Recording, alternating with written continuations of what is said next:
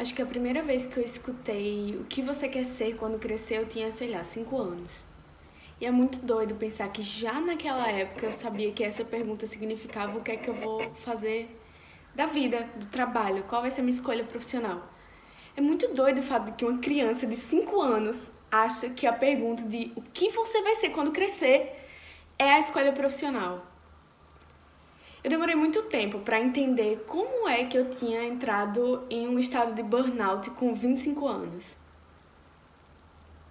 Esse talvez seja o vídeo mais difícil. Eu acho que eu não vou conseguir falar tudo que eu tenho para falar, mas eu queria começar algo. Queria começar a falar algo hoje, porque acho que hoje eu tô numa fase importante e eu acho que o que eu tenho para falar talvez possa ajudar pessoas que passaram pelo mesmo que eu. Eu entendi muito cedo que a expectativa das pessoas para o meu trabalho, para as minhas conquistas financeiras, eram o que eu deveria ser, era tudo o que eu deveria ser. Eu achei desde muito cedo que a minha vida era sobre isso, que a vida era sobre construir essas coisas, externas ao meu corpo, externas à minha experiência de ser um ser humano. Aos 25 anos, eu não tinha nenhuma noção das necessidades fisiológicas do meu próprio corpo. Eu não tinha noção do meu limite de cansaço, eu não sabia mais quando eu tinha sono, eu não sabia mais quando eu tinha vontade de ir ao banheiro, sabia mais quando eu tinha fome ou quando eu estava saciada. Eu desconectei do meu corpo a ponto de eu não identificar nenhum sinal fisiológico.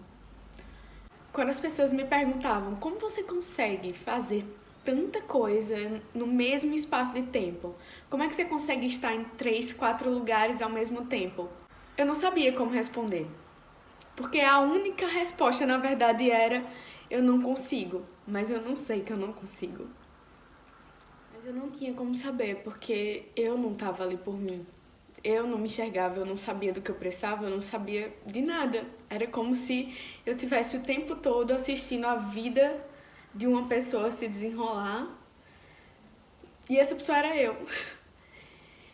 E era muito louco, porque quanto mais eu me desconectava do meu corpo, quanto mais eu me desconectava com a parte de mim que era humana, que tem necessidades, que cansa, que tem que parar pra comer, que tem que parar pra dormir. Quanto mais eu me desconectava disso, mais eu era aplaudida, sabe? Porque eu conseguia de tudo. Porque se você passa por cima dos seus limites humanos, é claro que você vai conseguir trabalhar 18 horas por dia.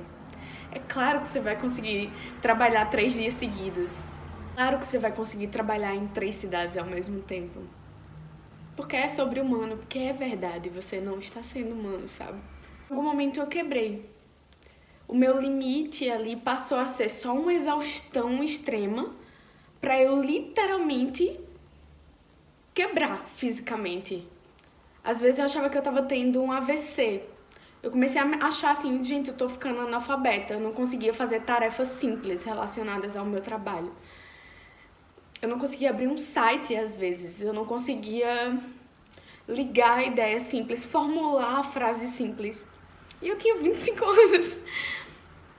Comecei a ter vontade de morrer todo dia.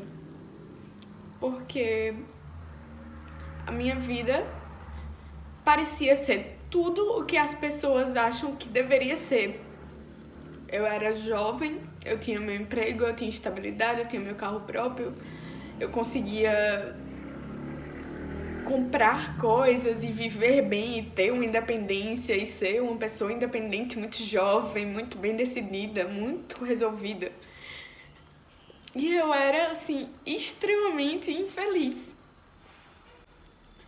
E nem isso eu conseguia saber, porque eu era tão desconectada de mim mesma que eu não conseguia nem entender se eu tava triste ou feliz.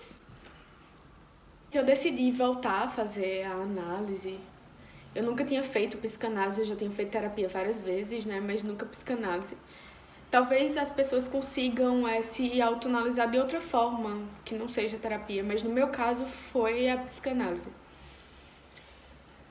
E aí eu comecei a dedicar esse tempo a mim. Eu realmente estava quebrada, eu não conseguia trabalhar do mesmo jeito, eu não conseguia me dedicar, né, à vida acadêmica da mesma forma. Realmente eu tinha vivido tudo muito intensamente desde muito nova.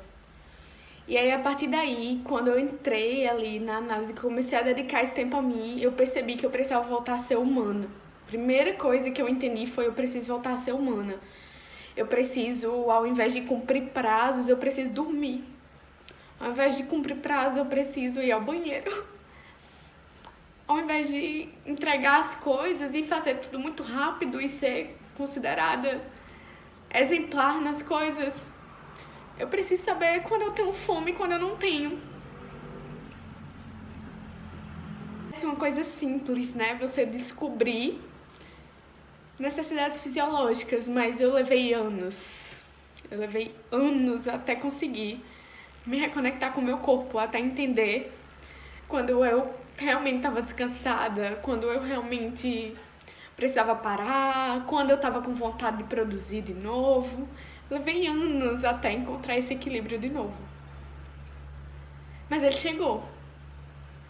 Ele chegou e foi libertador.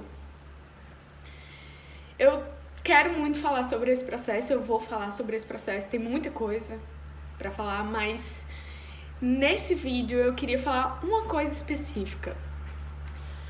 A gente se preocupa muito o tempo todo em ser alguma coisa, em ter certeza do que a gente quer, em ter certeza de quem a gente é. A gente se preocupa muito nisso. E eu acho que a certeza, ela é um alívio, porque a estabilidade é um alívio, né? É um conforto. Mas eu acho que a certeza é tanto um alívio quanto uma prisão. Quando você tem muita certeza do que você quer ser, você deixa de se questionar se aquilo faz sentido pra você. Você deixa de se questionar se realmente você quer fazer as coisas dessa forma, porque você tem certeza. E quando você tem uma certeza baseada em uma cultura, de uma pergunta que você recebe desde que você é criança: o que é que você vai ser quando crescer? Que faz você acreditar que você é o seu trabalho, que o seu valor é o que você produz. Tanto que você vale são os prazos que você cumpre, as ideias que você tem, as coisas que você bota no seu currículo, o salário que entra na sua conta. E aí a experiência humana se torna baseada em algo externo. A gente se desconecta do que na verdade faz sentido, das coisas que realmente nos nutrem, né? Eu posso viver um dia incrível, maravilhoso, sem ter feito nada, sem ter feito absolutamente nada. A gente não precisa, às vezes, de tanto. O trabalho ele é gratificante, é ótimo produzir, mas é ótimo produzir de um local de que você quer produzir, sabe? De um local que é nutritivo para você produzir uma coisa que faz bem para você produzir. Mas não na obrigação, não porque você tem que ser aquilo, não porque você só é aquilo, não porque se você não fizer você vai ser um fracassado, você não vai existir da mesma forma, você não vai ter valor. Foi a partir daí que eu comecei a me teletransportar para esse lugar. Se eu fosse aquela criança de 5 anos ali de novo, com alguém me perguntando: o que você quer ser quando você crescer? Eu diria: nada. Eu não quero ser nada. Eu sei que parece estranho, né? Porque a gente tem essa ambição, a gente precisa querer ser alguma coisa. Mas eu quero ser coisas, mas eu quero ser coisas de um local onde eu não tenha que ser nada.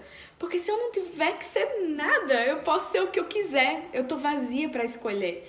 Eu entendo que eu só preciso ser humana e existir. E o que eu fizer a mais que isso é pra me nutrir. Eu posso ser o que eu quiser, na hora que eu quiser.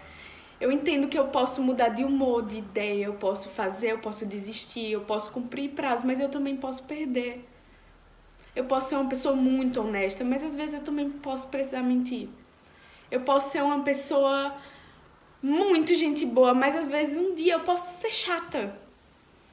Eu posso ser uma pessoa incrível e às vezes eu posso ser uma pessoa que ninguém é perto. Porque eu mudo, eu me modifico, eu sou influenciada pelo meu meio, eu não preciso ser nada, porque eu posso ser qualquer coisa.